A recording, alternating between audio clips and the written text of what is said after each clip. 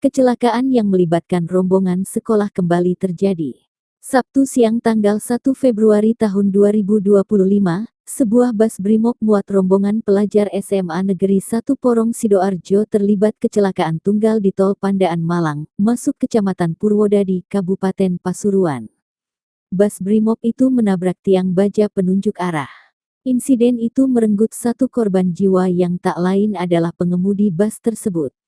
Informasi yang dihimpun menyebutkan, kecelakaan terjadi sekitar pukul 11.38. Bus tersebut mengangkut rombongan pelajar SMA Negeri 1 Porong Sidoarjo. Mereka hendak berwisata ke Malang. Nahasnya, saat melintas di KM 72 mendekati eksit tol Purwodadi, kerasnya benturan mengakibatkan bodi depan bus hancur.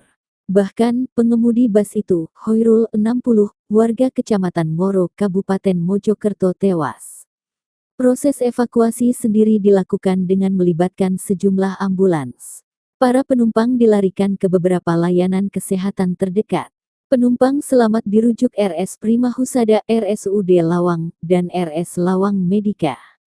Selain berwisata, rombongan tersebut juga berencana mengabadikan foto bersama untuk buku kenangan sebelum lulusan sekolah.